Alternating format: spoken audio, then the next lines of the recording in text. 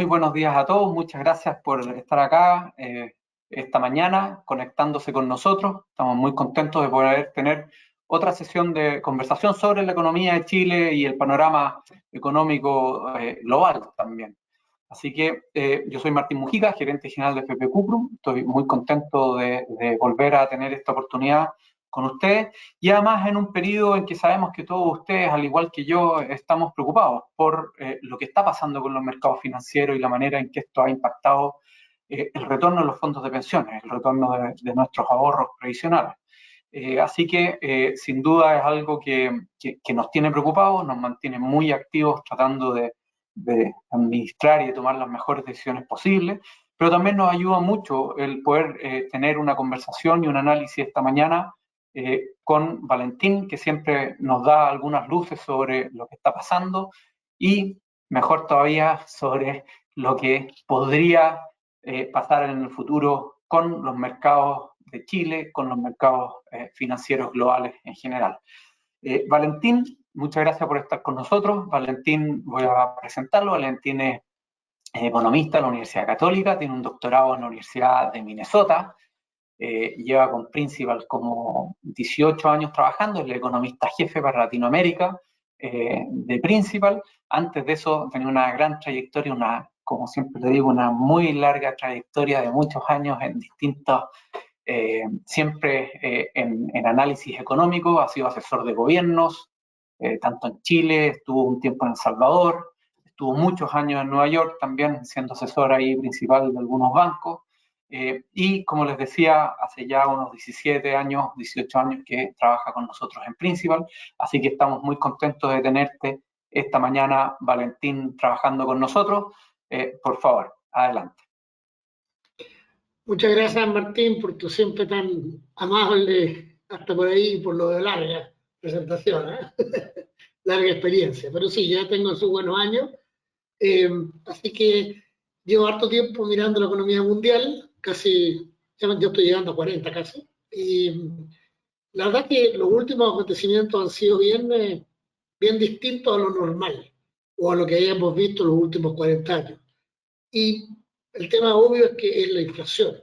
Así que lo que voy a tratar de hacer es comentarles primero un poquito acerca de los temas principales, para hacer esto lo más corto posible, y que haya harto tiempo para las preguntas.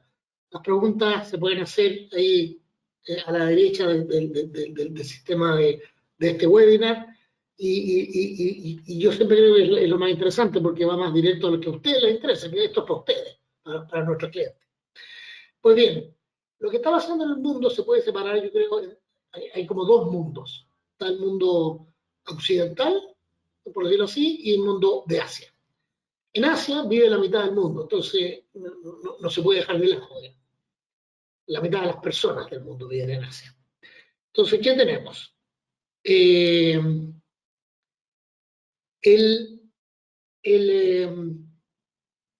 Lo que ha pasado en Occidente es que la inflación se disparó, y esto es muy parecido a lo que ha pasado en Chile. Se disparó, los gobiernos entregaron muchísimo dinero a las personas, se generó una expansión monetaria espectacular, la verdad desconocida, y eso generó eventualmente una inflación galopante que ahora todo el mundo occidental está tratando de combatir. La buena noticia es que los PIBs han resistido mucho mejor que lo esperado en todos los países importantes económicamente del mundo, y por lo tanto el ajuste no ha sido tan duro como quizás pudo haber sido. Asia es diferente. En Asia la inflación está baja, y hoy día incluso bastante baja, en China en particular. Ahí les voy a comentar más precisos los datos de China, pero para que tengan una idea, nosotros analizamos los 10 países más relevantes económicamente de Asia, y el promedio de inflación de estos 10 países es 3,9 en abril. Entonces, es un poquito alta, en general la meta está en torno a 3,4 para los países emergentes, pero es bastante razonable. Estoy excluyendo del cálculo a Japón, que es un desarrollado. Ok, estoy ya entrando un poquito más a la cancha. Aquí lo que tenemos, siempre miramos, son 3 países importantes o regiones importantes que realmente determinan para dónde va el mundo en términos económicos. Estados Unidos, número 1, Europa, la zona euro, y China. Estados Unidos además tiene la importancia adicional, que es el país que emite la moneda mundial, la moneda principal para el comercio mundial, algo que yo, entre paréntesis, dudo mucho que vaya a cambiar en un plazo incluso largo. Yo creo que el dólar va a seguir siendo la moneda dominante y, por lo tanto, la tasa de interés de Estados Unidos es súper relevante para todo el resto del mundo y para Chile, para qué decir. Entonces, ¿qué está pasando en Estados Unidos? Siguiendo con el tema de lo que está pasando en Occidente en general, en Estados Unidos, el PIB ha andado mejor que lo esperado. Se esperaba que ya ahora estuviera prácticamente partiendo una recesión y la verdad es que no ha partido. Valentín, ¿Sí? oye, Valentín, la presentación no está avanzando. Yo no sé si la estás Ah, es que no viendo. la he movido yo. No la he movido, Martín. Ya, Ahí está ahí el sí. PIB de Estados Unidos. Sí, perdón. No, Muy- fue error de entre el asiento y el teclado. Así que discúlpenme, por favor. Gracias, Martín. La verdad que, bueno, por ahora era una cosa más bien introductoria, pero justamente Martín me avisó a tiempo porque aquí está el PIB. El PIB, como les decía, ha andado mejor que lo esperado. En términos a la chilena, medido año contra año, creció 1,6% el primer trimestre de este año, recuperando un poquito de los crecimientos previos, el anterior había sido 0,9%. Y en términos de trimestre contra trimestre secuencial, o sea, comparando el primer trimestre de este año con el cuarto del año pasado, creció 0,27. Es decir, no ha tenido cifras negativas relevantes en todo este tiempo. Mucha gente habla de la recesión técnica, es un nombre a mi juicio bastante engañoso, no tiene nada de técnico, pero una de las definiciones de recesión que se usan es que haya 2 trimestres secuenciales consecutivos de caída de PIB, y eso en Estados Unidos pasó hace un rato atrás, pero prácticamente a nivel de cero, ni siquiera a nivel realmente negativo. Por lo tanto, lo que estamos teniendo en Estados Unidos es una especie de crecimiento muy bajo, pero no ha habido recesión. Y si uno lo ve por los otros mercados, incluso es menos los indicadores de recesión. El mercado laboral, las ventas minoristas, las ventas de servicios en general, todo eso ha andado bastante positivo, o sea, no recesivo. Sin embargo, el problema sigue siendo la inflación. Aunque se ha ido disminuyendo, lo que yo estoy traqueando este año, y es distinto a los años, de los 40 años anteriores, debe ser un año de dos que estoy diciendo esto, en vez de estar mirando tanto la inflación año contra año, estoy mirando la inflación mes a mes, para ver si cada mes que vamos poniendo, ¿no es cierto?, en el año, como si fuera una cajita, nos están llevando a la inflación meta que queremos.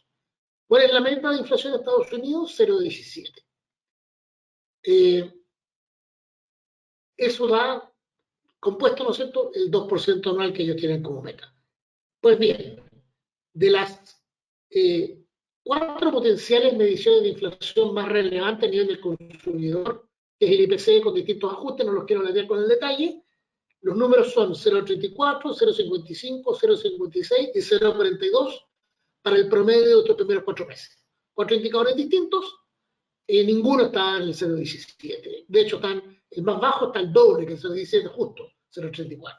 Por lo tanto, a nivel de corto plazo, la inflación no está plenamente controlada. ¿Eso qué significa? Significa que el Banco Central seguramente va a esperar un poquito para estar seguro que la inflación entra al terreno de la meta, que es lo que ellos están buscando. No creo que sigan subiendo la tasa, al menos no mucho, quizá un cuarto punto más máximo, porque la política monetaria tiene efecto atrasado, rezagado le llamamos. Por lo tanto, la inflación todavía no está donde queremos, pero la política que ya aplicamos probablemente sí la lleve a donde queremos. Sí, yo creo que el Banco Central de Estados Unidos va a estar más que nada en un modo de espera a ver que su política ya aplicada tenga el efecto requerido. El Banco Central de Estados Unidos comenzó a combatir la inflación hace ya más de un año, y estas políticas ya tomadas debieran ir teniendo efecto en los meses que vienen, de acuerdo a los estudios que se han hecho. El mercado laboral está además mostrando ciertos cambios que yo creo es relevante y es parte del ajuste. El mercado laboral de Estados Unidos ha mantenido la tasa de desempleo muy baja en 3,4% el último dato, pero con salarios reales que han variado, pero cayendo más o menos en torno al 1% durante este periodo de ajuste. ¿Qué significa eso? Eso significa que el mercado laboral por el lado del desempleo está muy bien, pero se están notando pequeñas grietas. Los empleos disponibles, por ejemplo, que llegaron a casi 12 millones, hoy día están en 9 millones 6. Muchísimo. El total de desempleados es menos de 6 millones, un poquito menos de 6 millones. Pero bajando, es decir, hay una pequeña grieta. Otra grieta que no tengo en los gráficos es que la cantidad de personas que pide seguro por cesantía semanales subió desde un nivel aproximado, siempre un poquito volante, pero aproximados de unos 200.000 a 250.000. Esto es una solicitud de subsidio de desempleo que se hace a nivel de cada estado en los 50 estados de Estados Unidos. Y el total de personas que está en eso, recibiendo este subsidio, está 50% arriba de lo que era hace un año y medio atrás. Era 1,2 millones, ahora 1,8 millones. Es decir, hay ciertas grietas del mercado laboral que, desde el punto de vista del Banco Central de Estados Unidos, son positivas porque ayudan a controlar la inflación, a pesar que son negativas desde el punto de vista de las personas. O sea, tienen su lado positivo y su lado negativo. En todo caso, estamos hablando de inflación, desde ese punto de vista sí es positivo. Un par de cosas más de Estados Unidos. Nosotros estamos pensando que la recesión probablemente va a venir, pero va a ser muy suave, va a durar solo 2 trimestres. Perdón, cuando digo nosotros me refiero al Comité Económico de Principal. Somos en este momento 4 personas que nos juntamos con todos los datos de otra gente, perdón, 5 personas, y analizamos la economía, y de hecho justo la reunión la tuvimos ayer. Bueno, creemos que va a tener una recesión suave, si es que la tiene, va a andar el PIB creciendo en cero, y el mercado laboral va a seguir empeorándose, el mercado laboral se empeora después de las caídas de los PIBs, así que eso es compatible. Y hay dos preocupaciones en el mercado, una que compartimos y una que no compartimos. La que compartimos es la crisis bancaria. La crisis bancaria de estos bancos regionales desnudó falencias tanto regulatorias como en el manejo de los propios bancos realmente notables, increíbles. Y eso da una duda de qué pasa con los otros bancos regionales que hay, si están bien manejados o no, porque claramente no podemos confiar en los reguladores de dos grandes estados como son Nueva York y California, donde han estado centrados los problemas. Así que eso todavía nos tiene preocupados. Es difícil conseguir buena información al respecto, pero todavía es parte de nuestras preocupaciones relevantes.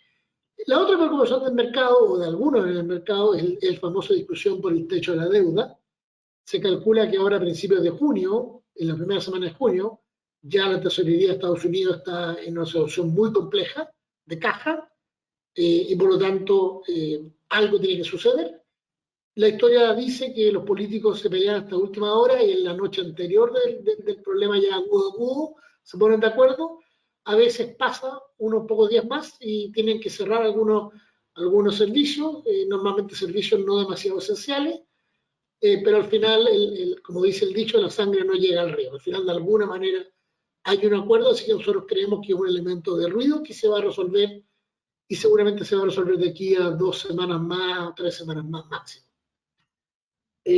No lo vemos como un gran peligro. Ok, dije que iba a tratar de ir rápido, así que voy a acelerar un poquito.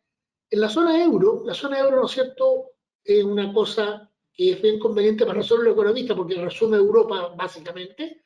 Dejamos fuera Gran Bretaña, lamentablemente, pero la zona que usa la misma moneda, o sea, en cierto sentido funcionan un poco como una pura economía.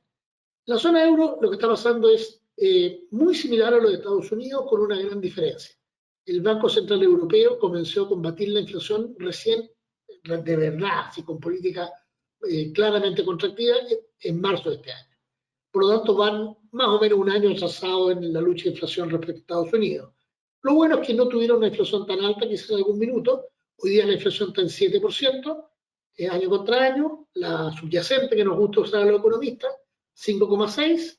Sin embargo, en los últimos 2 meses solamente, la subyacente de Europa ha sido 0,9 y 1. Es decir, en 2 meses hicieron la meta, y perdón que no mueva la presentación, Martín, en 2 meses hicieron la meta del año. Esa es Europa. ¿Ah? El PIB resiliente, como les decía, creció 1,3, entre 1,8 estos año contra año, para entregárselo a ustedes a la chilena, de la forma que los europeos lo publican, fue más 0,1, es decir, casi recesivo, en la comparación del primer trimestre de este año contra el cuarto trimestre del año pasado. Dicho sea de paso, esa comparación requiere ajustar los trimestres por factores estacionales, y ese ajuste va cambiando con el tiempo, lo cual hace que el número a veces vaya cambiando un poquito. Por eso en general no me gusta mucho usarlo, pero es lo que usan en Europa y similar en Estados Unidos y en Brasil. México y Chile usamos el año contra año, que también es el normal en Asia. Pero bueno, esas son complicaciones de economistas. Vamos al tema, ya les dije la inflación, 7 y 5,6. A propósito, y qué bueno que se mostré el gráfico, la inflación subyacente no ha dejado prácticamente de subir. Bajó una décima el último mes, en abril, pero bajó a lo mismo que era en febrero. En marzo había sido 5,7 y ahora 5,6. Incluso puede ser el segundo decimal, porque no salen los reportes que ellos publican. La inflación total ha bajado por la baja de la energía. Ustedes han visto que el petróleo se ha mantenido bajo los $80 el barril, incluso cerca de los 70. Eso incluye, y también el precio del gas ha estado de manera similarmente bastante favorable últimamente. Eso ha ayudado a que la inflación total baje, pero en los subyacentes, donde eliminamos ciertos alimentos y energía, es donde viene como la inflación más de tendencia, y eso es el 5,6, que todavía no cede. No es raro que no sea, la política monetaria es realmente contractiva, como yo les decía, partido recién, y generalmente su impacto parte importante a los 6 meses y su impacto máximo es a los 9 meses después de aplicar la medida. Por lo tanto, hacia fines de año deberíamos estar viendo una baja realmente relevante en la inflación subyacente de Europa, después de 2 meses muy malos en ese indicador, que en marzo y abril. A propósito, el indicador año contra año va a mejorar en casi todos lados, pero no hay que dejarse engañar, porque es un tema de base de comparación con el año pasado, que fue un año muy, muy malo. Lo que hay que mirar, yo creo, ¿no es cierto?, es básicamente cada mes, y si cada mes va camino a la meta. En Europa eso está lejos de suceder. Una rápida consideración de China. En China también el PIB ha sido mejor de lo esperado, pero aquí tenemos un problema distinto. Le creemos poco a este PIB. Dato bien básico, antes en China se publicaban, las autoridades publicaban 1000 cifras que ayudaban a ver si el PIB era consistente o no con la realidad más sectorial. El gobierno ha eliminado 700 de esos 1000, quedan 300. Entonces, se ha perdido credibilidad del PIB. Y además este PIB no conversa mucho con la baja de importaciones que hubo durante ese trimestre. Por lo tanto, hay dudas de que el PIB publicado sea realmente real. Tal vez la realidad es 3,5, no 4,5. Pero de todas maneras es un buen PIB para lo que está viviendo el mundo y el ajuste. Y lo otro más positivo de China, por lejos, es el hecho de que la inflación es, el último dato es 0,1, es esta línea azul que ustedes ven acá. Esa baja es una baja transitoria. La inflación subyacente, sin embargo, se mantiene en 0,7 y se ha mantenido por mucho tiempo cerca del 1%, que está aquí en el gráfico. A la derecha tenemos la tasa de política monetaria y ustedes pueden ver que durante la pandemia China la mantuvo cerca de 3%, es decir, ellos no hicieron todos estos regalos de dinero violento a la gente, que son lo fundamental que causó la inflación en todo Occidente. Por lo tanto, los chinos tienen espacio para tratar de expandir su economía y de hecho lo están haciendo, pero tienen otros problemas, y el problema principal en China es el tema de las inmobiliarias, que están todavía en situación financiera muy delicada, siendo rescatadas de manera sutil por el gobierno, aplicando presión a los bancos que son de gobierno para que los mantengan a flote, pero de todas maneras hay costos escondidos que no han salido quizá todavía a la superficie. El otro problema de China es la pérdida general de credibilidad en una economía cada vez más, o mejor dicho, un país cada vez más centralmente controlado, donde uno depende demasiado de lo que decían las autoridades del gobierno en ciertos minutos. Entonces, ese es un manto de duda, entre paréntesis, que hace que el yuan no sea realmente una moneda como para reemplazar al dólar, y el euro, por los problemas que tiene Europa, políticos y de otro tipo, además de la guerra, que no la mencioné, pero todos lo sabemos, no se ve quién puede reemplazar al dólar. el dólar no está tan fuerte como antes, pero no hay un reemplazo natural. Quitan los commodities, ya los mencioné, no hay grandes novedades, pero las bajas que se han visto ahí al final del gráfico también denotan una demanda por China no tan fuerte como uno pensaría, y por lo tanto, de nuevo, sugieren que el PIB publicado quizás no es tan real. En Latinoamérica, voy a saltarme estos gráficos, no hay grandes novedades. Los IMASEX de los 5 países, esto yo creo que es importante recordarlo, no solo nosotros, el mundo en general invierte en Latinoamérica en 5 países: Chile, Colombia, Perú, Brasil y México, los que están ahí. Los otros países no están en los índices de inversión, no están en el IPSA, digamos, mundial, en lo que se llama el MSCI. Por lo tanto, Uruguay, Argentina, Bolivia, todos esos países no están en el índice, y su efecto sobre las inversiones son indirectos a través de empresas que pueden tener inversiones allá, o efectos manada, digamos, donde la gente quiere salir de Latinoamérica porque se asusta por Argentina, lo cual la verdad que no ocurre en los últimos muchos años. Argentina está aún bien desacoplado. La inflación, aquí lo que está pasando es bastante interesante. Se han empezado a diferenciar. Inicialmente la inflación nos golpeó a todos, y en algún minuto, por acá, estábamos todos con inflaciones, yo diría, relativamente altas y similares, y Brasil y México se han desacoplado y han ido controlando mejor la inflación que el resto. Esto es muy buena noticia para los fondos latinoamericanos, porque son fondos donde el 90% del dinero está en Brasil y México. Chile es como el 8 o 7% por ahí, Colombia y Perú son muy pequeñitos. Por lo tanto, los índices accionarios, esto es una buena noticia mirando para adelante. Ok, me he demorado un poquito más de lo que quería, así que voy a darle rápido a Chile. Insisto, las preguntas, por favor, lo que a ustedes les parezca más relevante. Aquí está el IMASEC, mirado como lo miramos siempre acá en Chile, año contra año, y la fluctuación fue negativa en la parte marginal del último tiempo, pero a mí me gusta mirar el IMASEC de manera diferente debido al problema de la base de comparación. Ustedes ven aquí la tremenda caída de la pandemia, el tremendo salto post pandemia. Eso distorsionó mucho el tema de la medición de contra año.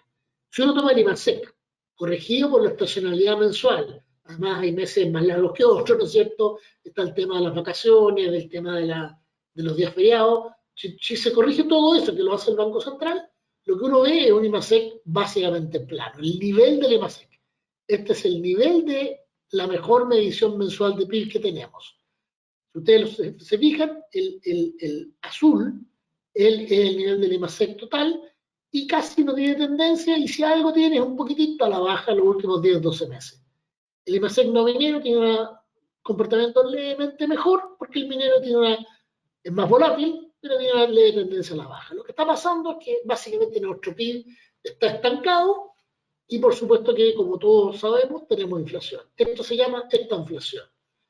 Es una palabra que ha sido quizá más fea de lo que debía ser. En un proceso de ajuste donde estamos tratando de frenar el alza de precios, es muy difícil que el PIB no caiga. Y que el PIB esté más o menos estable, cayendo muy poquito, no es tan mal resultado realmente.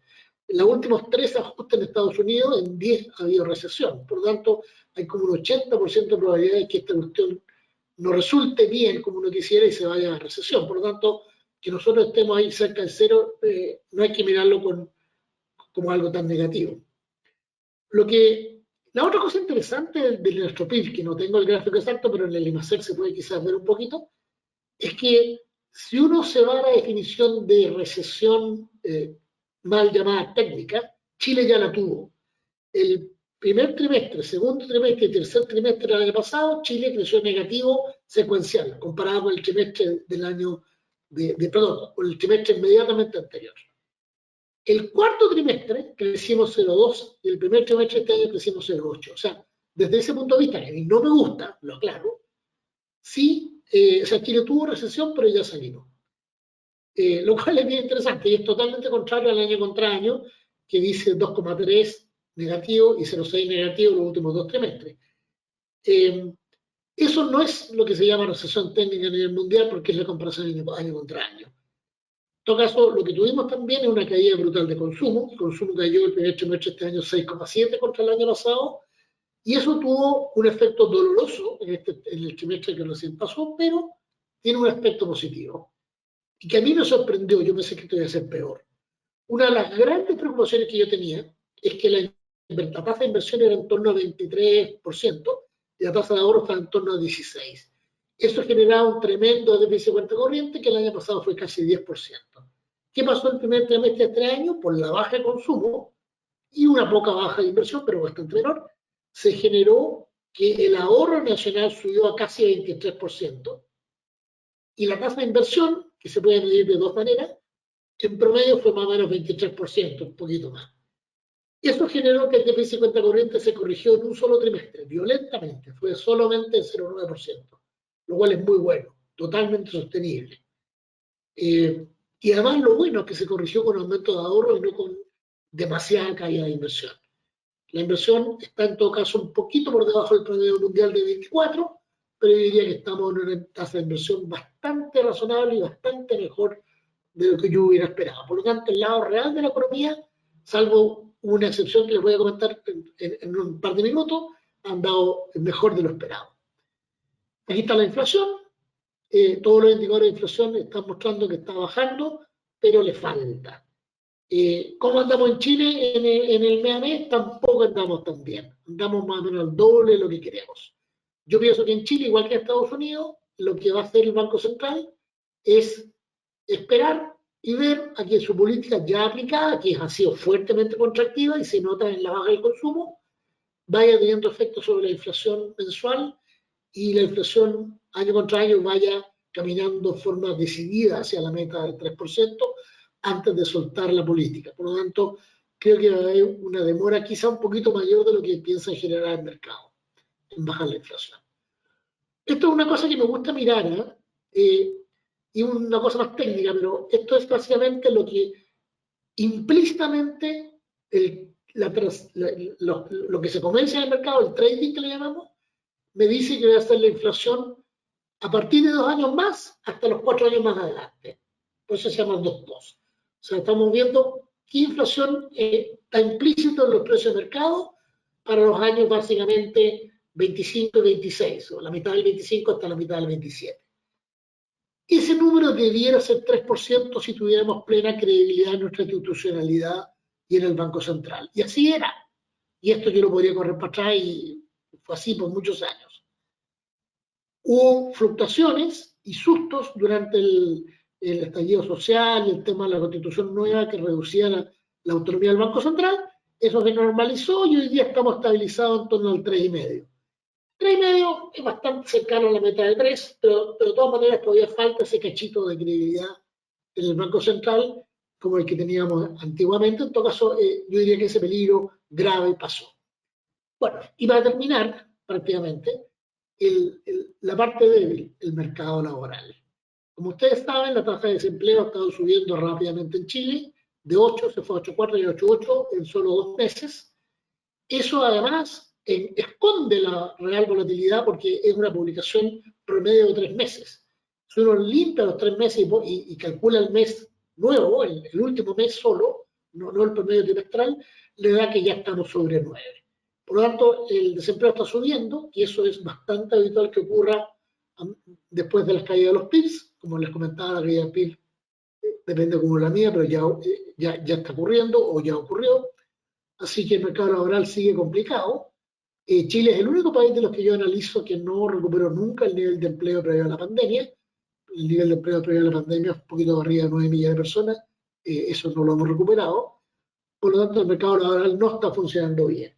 Lo otro que está pasando, y esto puede ser favorable para el PIB a corto plazo, es que las remuneraciones reales salieron de 17 meses de caída año contra año a un mínimo crecimiento de 0,1, esto fue en marzo, pero yo creo que esto va a seguir para arriba por una razón muy sencilla. Las remuneraciones en Chile, una gran cantidad de ellas, se ajustan por la inflación pasada. Cuando la inflación pasada es baja y salta, lo que ocurre es que durante algunos meses el reajuste va detrás de la inflación y por lo tanto los salarios reales caen. Cuando la inflación empieza a bajar, y está empezando a bajar, ¿no es cierto?, el reajuste viene todavía alto y por lo tanto el reajuste es mayor que la inflación y eso va generando alzas salarios reales. Esto ha generado mejor poder de compra a nivel de la gente asalariada, pero ha habido un aumento bastante importante del número de despidos que va un poco contrario a esto. En economía rara vez las cosas son tan claras, pero no sé si alguno de ustedes ya lo vio, pero el número de despidos de marzo subió 26% respecto al año pasado por necesidad de la empresa. Por lo tanto, hay un tema ahí de mercado laboral complejo en términos de generar empleo, pero mejorando por el lado del sueldo, al revés que Estados Unidos, entre paréntesis. Así que voy a dejarlo hasta ahí, perdón por alguna demora en mover la presentación, Martín, pero ojalá que haya sido un buen resumen.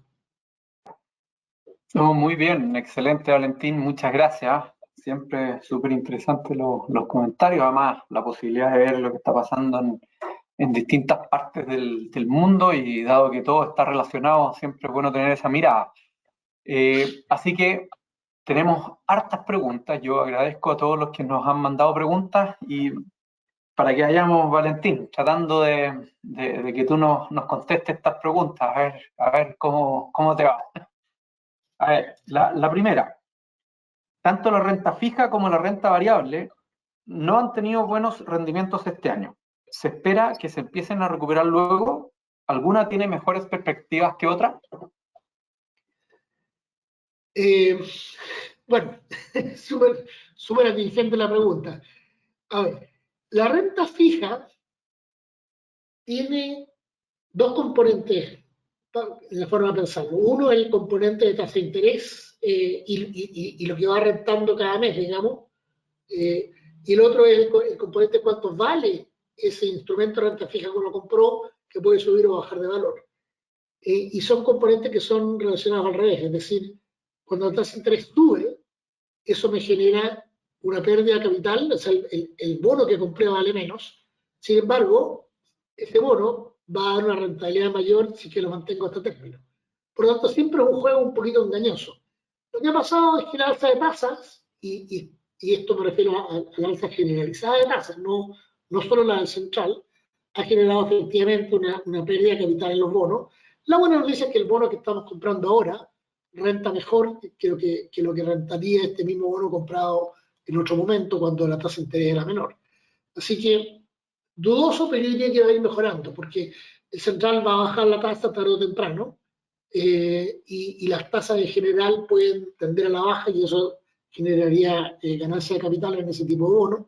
Así que yo creo que ese lado va a ir mejorando paulatinamente, no va a ser algo espectacular, pero yo diría que va a mejorar. Respecto a la renta variable tiene muchos otros factores más complicados. Yo creo que lo que ha pasado es que ha sido bien afectada por cosas bien puntuales. De hecho, cuando vino la elección de los constituyentes y salió tan contraria al gobierno, por decirlo así, o al lado oficialista, uno vio alzas muy fuertes en empresas específicas reguladas, probablemente por la expectativa del mercado que la regulación iba a ser menos dura por estas empresas hacia el futuro. Por lo tanto, está lleno de factores, y también aquí hay un poquito de factor manada. Ha habido salida de fondos latinoamericanos porque por las dudas políticas en Brasil y no sé si todos saben lo que pasó en México recientemente, pero el gobierno de México envió no al ejército, ¿cómo se llama? A los infantes de Marina, a tomar un camino que es un camino privado de una empresa que se llama Grupo México, que pesa más o menos 10% del índice de acciones mexicanos. No esa empresa pequeña a la cual le tomaron el camino, pero sí el grupo que es dueño de esa empresa. Entonces, ha habido riesgos políticos en los grandes países latinoamericanos, y Chile también, grandes en términos de bolsa, y eso ha causado, yo creo, cierto temor afuera respecto de qué puede pasar por el lado político, que nos ha ido castigando los fondos latinoamericanos. Y cuando la gente saca su dinero en los fondos latinoamericanos, el que maneja ese fondo tiene que vender todo, no puede vender solo al país que le creó la preocupación, ese es el efecto manada. Por lo tanto, yo creo que la renta fija sí va a andar mejor, la renta variable tengo más dudas, pero está barata. y yo creo que si las cosas más o menos se encarrilan, va a andar bien.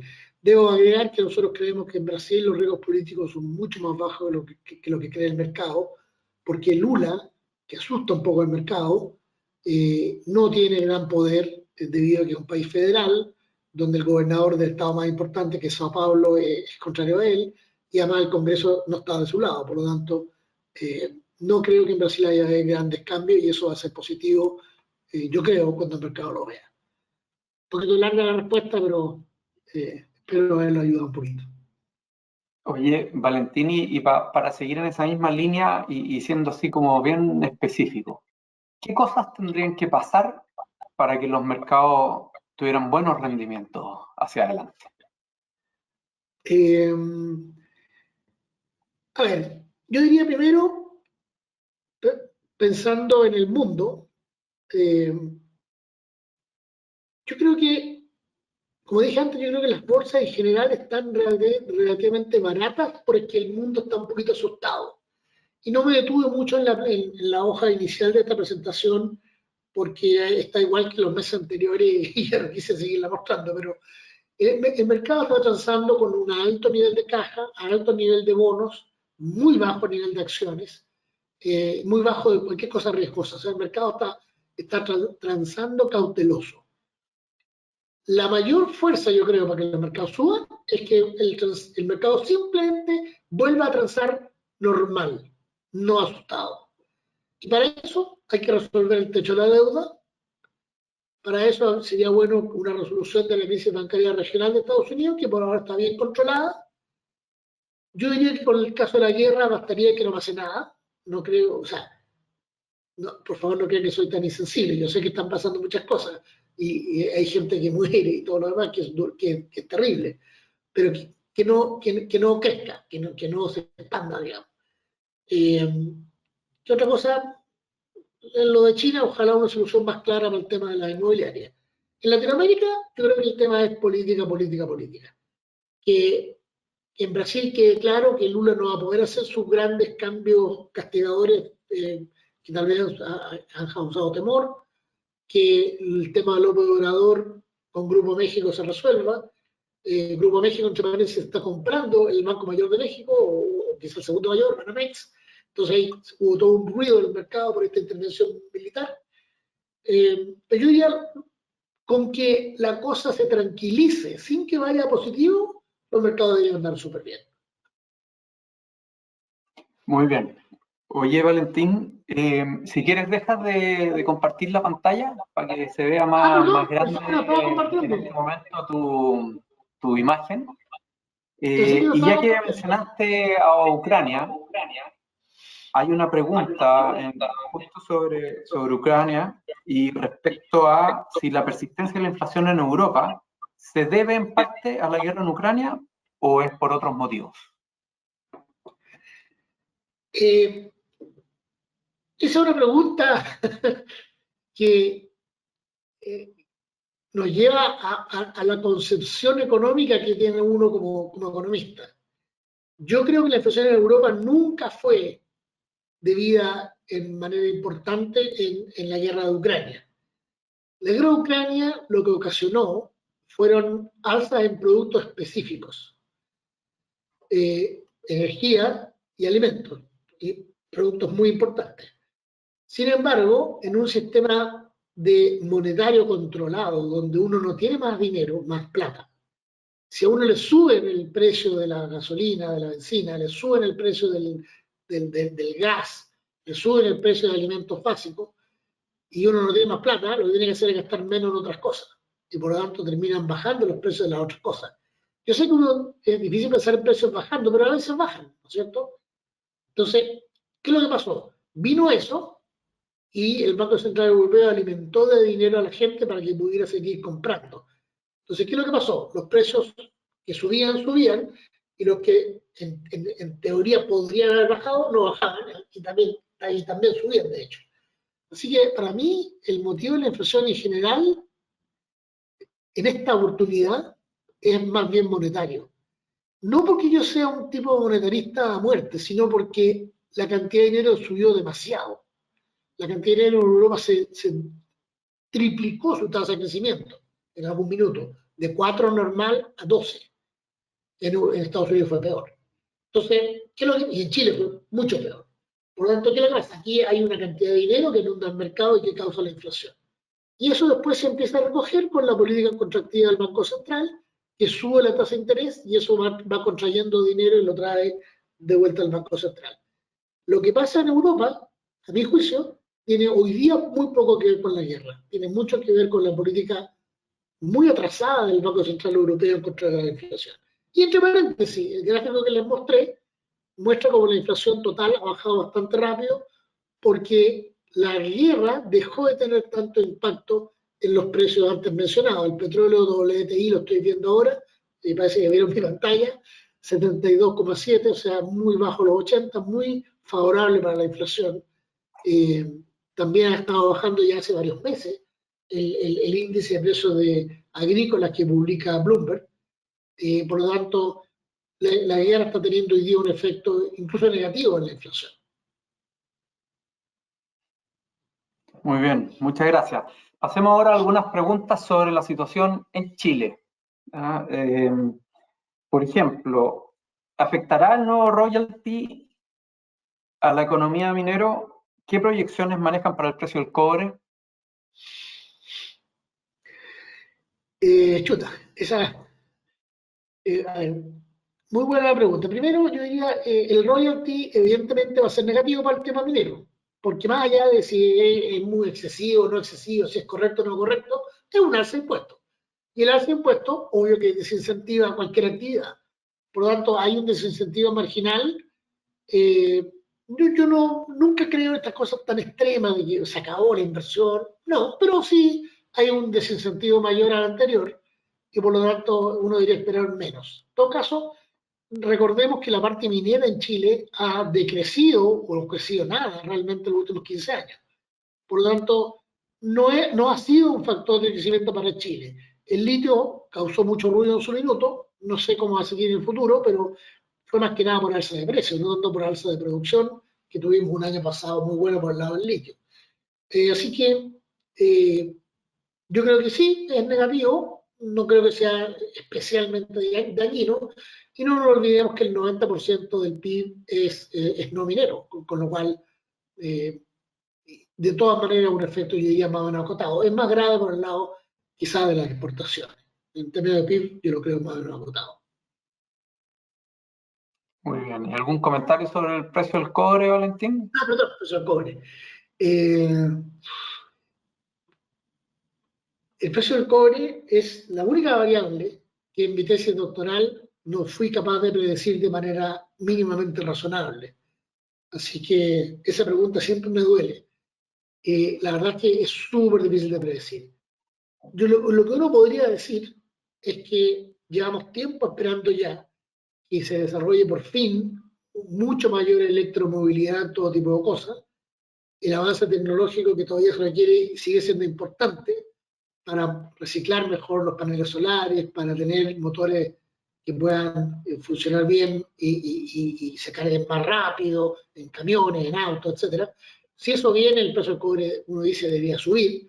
Además, el mismo impuesto royalty de Chile, que desincentiva un poco esa producción, podría contribuir a que subiera. Sin embargo, no ha subido, se ha mantenido ahí bastante plano, de hecho, hoy día está bajando. Entonces, me cuesta decir algo, pero yo diría que a mediano plazo lo más probable es que debería subir. Eh, y eso sería muy buena noticia para Chile, pero es algo súper difícil de predecir. Muy bien. ¿Hasta cuándo crees que va a mantener el Banco Central la medida antiinflacionaria?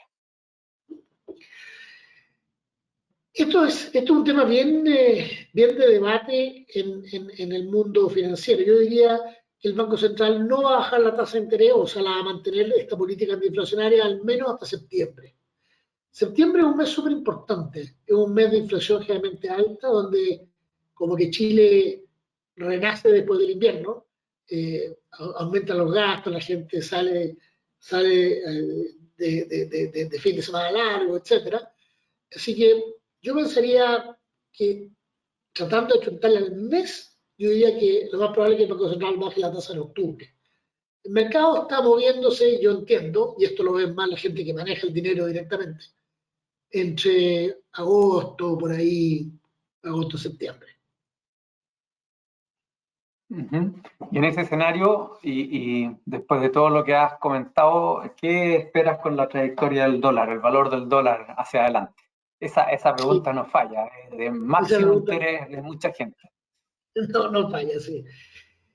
A ver, lo que está pasando con el dólar es algo bien interesante. Está a nivel de 800, bastante cerca de lo que sería un equilibrio para Chile con baja incertidumbre política. Y voy a alargarme un poquito en esto porque yo creo que es súper interesante. La variable que diferencia el peso chileno es básicamente la variable política hoy día.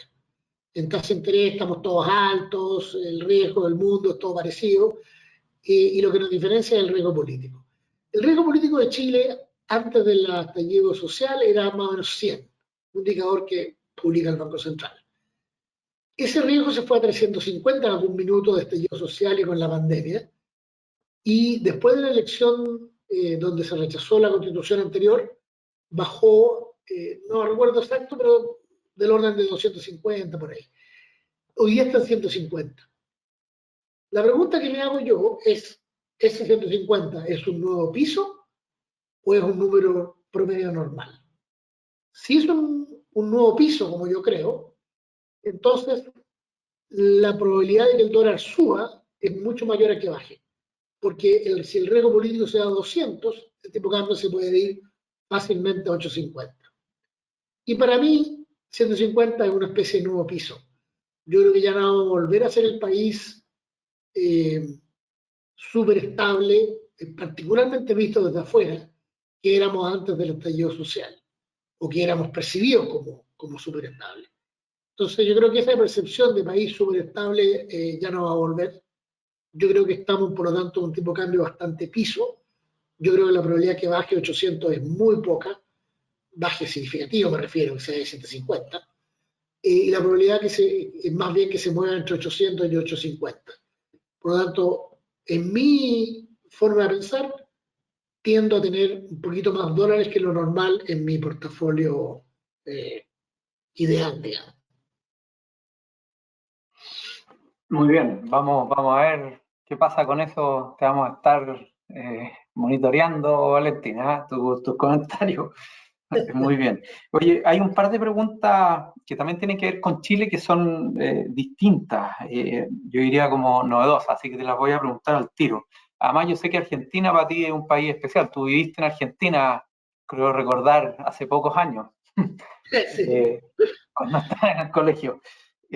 Valentín, eh, ¿qué tan favorable para la economía de Chile podría ser un nuevo gobierno de oposición en Argentina? Hay algunas Mm, encuestas que dicen que quizás habría un cambio ahí, que el gobierno actual no pasaría a segunda vuelta. mi ley.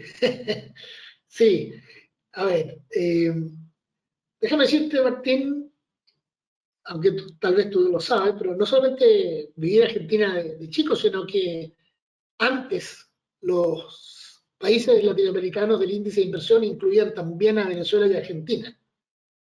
Y cuando estaba en Nueva York, yo viajaba a Argentina, yo diría una vez cada 2 meses más o menos. Me daba la vuelta por Sudamérica, iba a Brasil, Argentina, Chile, Perú.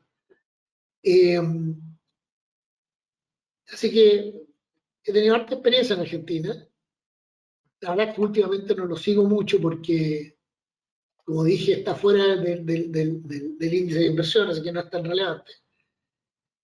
Y lo que está pasando en Argentina hoy día es una especie de potencial cambio radicalísimo, si es que gana este tipo Milei, que no se me olvidó el nombre ahora, pero lo conozco bastante. De hecho, le mandé WhatsApp para que participara de un programa de radio que tuve un tiempo atrás y no lo logré conseguir. Así que este es un tipo bien especial que dice cosas como que los impuestos son un robo, cosas bien exageradas, digamos. Sale en la radio muy debatiendo muy fuertemente. Dice que quiere dolarizar Argentina y quiere bajar las pensiones. O sea, cosas bien potentes. Yo no sé si realmente va a poder hacer los cambios que dice que va a hacer. En todo caso, sería un shock gigantesco. Yo creo que Argentina dolarizado funcionaría mucho mejor que Argentina no dolarizado. De hecho, Argentina está ya parcialmente dolarizado en forma espontánea. La gente usa el dólar como referencia para muchas cosas, o directamente transa en dólares también. Así que yo creo que sería un shock muy grande. ¿Podría ser positivo? Sí, pero es un shock. Y un shock también puede ser negativo. Así que, pues yo diría, en el margen, sí, lo más probable es que sería positivo, al menos al principio. Eh, Cambiar a Argentina, en todo caso, es algo que es bien complicado. Si alguien lo logra, va a ser alguien así como él. Un poco como el loco Bukele, un tipo que rompe esquemas, digamos. No un tipo como Macri, que era un tipo que trató de arreglarlo, pero sin romper esquemas. Así que, sí, hay una probabilidad. Pero yo no jugaría mi casa en esa probabilidad. Buenísima la pregunta. Muy bien, muchas gracias. Y solo ahí, y tú siempre lo recuerdas, que Argentina está fuera de los índices y por lo tanto está fuera de los portafolios de inversión de los inversionistas institucionales y de Cuprum en particular. Así que se ha quedado fuera de ese circuito por su trayectoria en los últimos años. Así que, Así es. eh, oye, otra pregunta en esa misma línea, y esta está bien difícil, Valentín. ¿Qué efectos podría tener en la economía si desaparecen las ISAPRES? Uf, eh, esto a mí me enreda harto. Porque aquí hay dos cosas muy relevantes. Primero está el tema de las ISAPRES mismas, que son empresas aseguradoras, y por otro lado está el tema del que provee el servicio al final, que es la clínica, el doctor, ¿no es cierto?, etcétera. Al desaparecer las ISAPRES, lo que estaría pasando es que mucha gente ya tendría la posibilidad, perdón, de ir a un doctor que cobra, por decir algo, no tengo idea, 50.000 pesos por la visita y pagar solamente 5.000. Por lo tanto, habría una caída violenta en la demanda por ese tipo de servicios médicos y eso generaría todo un reacomodo en el sistema de salud que es súper difícil de decir para dónde iría, pero seguramente sería una transición súper compleja y negativa. Y al no tener seguridad de salud o menor seguridad de salud, yo creo que eso es algo súper negativo para la economía. El efecto macro directo de las empresas es poco, pero el efecto indirecto a través de tener 3,5 millones de personas con una salud más precaria, probablemente no 3 millones y medio, 3 millones, porque el medio millón de mayores ingresos probablemente igual estaría bien cubierto. Yo creo que una cosa tan dura para la clase media alta, digamos, que es un sector de personas muy productivas dentro de Chile, yo creo que sería súper dañino para la economía. Pero medirlo esos números es imposible. Lo que sí podría decir es que si esto ocurre en los próximos meses, la recesión se hace totalmente segura que viene. Sin duda, gran impacto que yo creo que no se ha estudiado mucho, ¿ah? Y porque se ha estudiado más el impacto justamente inmediato en los afiliados, pero no tanto en la marcha de la economía. Súper Sí, la interesante ahí pregunta, algo que probablemente hay que profundizar. ¿Ah? Muy sí, bien, muchas la gracias. pregunta es Valentín, buenísima. La pregunta es sí, buenísima, hay que hacérsela a las escuelas de economía. sí. Muy bien. Vamos con un par de preguntas bien directas y al grano también de las personas. Eh, ¿Se recomienda ahorrar actualmente entre mayo y junio, digamos, en el fondo A de la cuenta 2 de las AFP? Chuta, este es el tipo de recomendación que a nosotros en general no nos gusta dar, Martín, ¿eh? Demasiado a corto plazo. Eh, a ver, yo creo que el mundo está más asustado de lo que debiera. Eh, yo creo que un par de los riesgos del mundo que el mundo está viendo no son tan relevantes. El fondo A tiene dólares en la cartera más que el promedio. Por lo tanto, a mí hoy día sí me gusta el fondo A. Pero ¿qué va a pasar con el fondo A en 2 meses? Es algo que no puede predecir nadie. En todo caso, yo creo que las probabilidades están a su favor. Eh, que vaya a resultar bien o no, esto es como decir que vamos a tirar dos dados y el fondo ande bien es 6 7 para arriba y que ande mal es de 5 para abajo, o sea, la probabilidad está a nuestro favor, pero las cosas también podrían andar mal. Yo creo que estar un poquito largo en el fondo A es una buena idea en el portafolio completo, pero de nuevo no arriesgaría mi casa a que el fondo A ande bien. Oye, Sorry por la sí, respuesta un súper poquito bueno, Valentín, y defensiva. ahí nosotros siempre recordamos que las asesorías o las recomendaciones, las decisiones de inversión son bien particulares de cada persona, depende del horizonte de inversión, depende del apetito por riesgo, depende de para qué va a usar esos ahorros. Así que yo creo que ahí bienvenidos a que se acerquen a nuestros asesores y podemos intentar darle la mayor claridad para que tomen ustedes una buena decisión. Ahora, la primera parte de la pregunta es si es bueno ahorrar, y yo ahí siempre digo, esto es como cuando me preguntan por la edad de jubilación, si es un buen momento para jubilarse. Siempre es bueno ahorrar. Yo creo que eso siempre ayuda. Efectivamente hay que hacerlo en lo más conveniente, pero ahorrar es una gran medida, así que los motivo a todos a ahorrar, y por supuesto que la cuenta 2 de Cuprum es un gran producto, ahí pasa un pequeño comercial. Así que eso anda súper bien. Oye, a ver, otra pregunta. ¿Qué impacto podría tener una baja de tasa del Banco Central en la tasa de los créditos hipotecarios, que ha subido tanto el último tiempo? Sí, súper buena pregunta. A ver, la tasa hipotecaria depende indirectamente de la tasa del Banco Central, porque la tasa más directamente afecta a la hipotecaria a la tasa de los bonos del Banco Central a plazos más largos. La tasa referencial de esto es la tasa de 10 años, es la que usamos generalmente como referencia. Y esa tasa no ha bajado todavía. Digamos, ha tenido bajas y alzas, pero sigue estando en torno al, llegó al 5,8 en algún minuto de este año, está en el 5,6 hoy día, 5,60 y tanto. O sea, no había una baja significativa y normalmente los bancos no mueven la tasa de los hipotecarios hasta que no haya una baja más persistente, digamos, en las tasas de mercado, que son estas que estoy... Perdón, hablé de la tasa nominal. En realidad hay que hablar más bien de la tasa real, el BCU. El BCU es parecido. En este año ha tenido fluctuaciones, pero volvió a los niveles más o menos de 2,2, que fueron más o menos sus niveles más altos eh, en febrero de este año. Entonces, hubo una baja, después volvió a subir, y yo, como decía antes, no creo que las tasas hipotecarias vayan a bajar hasta que esta tasa de mercado no baje de manera relevante. Y esta tasa se define por la opinión de mercado del futuro de la inflación y del futuro de la tasa del Banco Central. Para mí el futuro de la tasa del Banco Central es claro, va a bajar.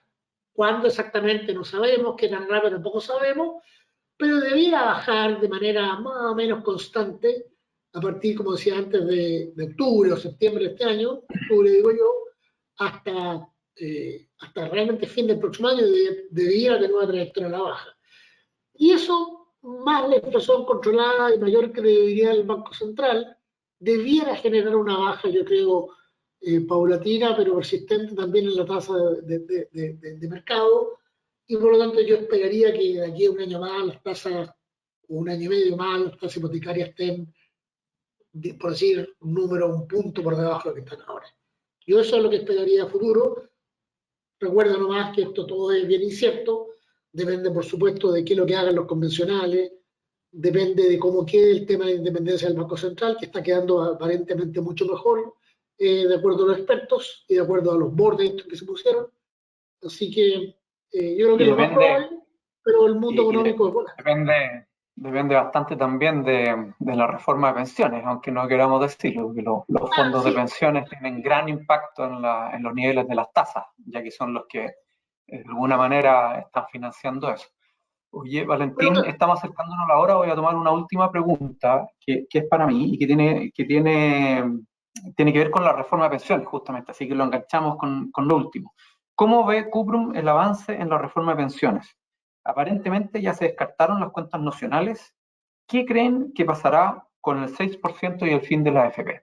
Así que esta la voy a tomar yo, creo que va a ser la última, después pasamos a despedirnos, estamos ya en la hora.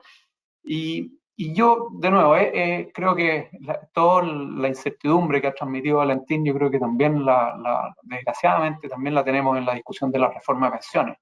No estamos muy claros, a pesar del seguimiento y la cantidad de tiempo que le dedicamos a tratar de entender las distintas posiciones, cuáles son las posiciones de los actores políticos que además han ido variando en su fuerza en el último tiempo. Después de los resultados del plebiscito hay otro baraje de fuerzas políticas, así que vamos a ver lo que pasa. Claramente está estancada la discusión de la reforma de pensiones antes del plebiscito. Ahora el gobierno está diciendo que la va a retomar con bastante fuerza y aparentemente hay interés de algunos del oficialismo y de la oposición de entrar en una discusión ya más seria, más técnica, más dedicada con el tema de la reforma de pensiones y veremos por dónde se decanta. Respecto a nuestra opinión de la reforma de pensiones, nosotros hemos sido bastante claros. Es una reforma muy compleja, con muchos riesgos, que elimina el sistema actual, lo elimina, lo cierra, deroga la ley de pensiones de Chile y crea un sistema nuevo. Y eso tiene muchísimos riesgos. Y nosotros siempre hemos dicho que eso es algo que es muy aventurado. Y que por lo tanto creemos que esta reforma de pensiones debería más bien enfocarse en subir las pensiones y para eso hay que hacer cambios. Nosotros estamos a favor, hemos hecho muchísimas propuestas a lo largo de, no sé, 15 años, desde que yo recuerdo, probablemente más, pero para ver maneras de atacar aquellos puntos que son las causas de las bajas pensiones. Esto tiene que ver con tratar de reducir las lagunas previsionales, eso tiene que ver con el mercado laboral, de poner incentivos correctos, subir las tasas de cotización, ver cómo mejoramos el régimen de inversión, que los fondos retornen más. Y desgraciadamente esta reforma de pensiones no tiene su centro eso, tiene algunas otras cosas. Nosotros estamos preocupados por lo compleja, por los riesgos y porque no apunta a las soluciones de fondo que tiene que tener el sistema. Esperamos que haya una buena discusión, que se centre en lo técnico. Nosotros estamos ahí para poder contribuir en la discusión técnica, no somos políticos, no participamos en la discusión política, así que esperamos que eso vaya por buen rumbo. Yo creo que sin duda en temas como los que comentábamos antes, la estabilidad del mercado financiero, el mercado de capitales, los niveles en las tasas de crédito hipotecario, es súper importante que se haga una buena reforma al sistema de pensiones, que sea técnicamente correcta, que le dé estabilidad y que construya sobre las cosas buenas que tiene hoy día el sistema y que han ayudado al desarrollo del país. Así que esperemos que esa discusión política vaya por buen rumbo, algo súper importante para el país y para los chilenos, las chilenas y sus familias. Y sin duda su calidad de vida en la vejez. Con esto terminamos, Valentín, hoy día. No quiero abusar del tiempo de nuestros invitados esta mañana. Así que muchísimas gracias, como siempre, Valentín. Muy interesante. Te dejamos desde ya invitados a una próxima sesión que avisaremos la fecha oportunamente. Muchas gracias a todos los que participaron. Intentamos contestar casi todas las preguntas. Algunas quedaron por ahí sueltas. Trataremos de contestarlas directamente a las personas que lo hicieron. No nos dio el tiempo para más. Pero muchas gracias por la participación esta mañana y de nuevo, muchas gracias, Valentín. Que tengas una excelente semana, al igual que todos ustedes que nos acompañaron. Que estén muy bien. Gracias a ti, Martín. Saludos a todos.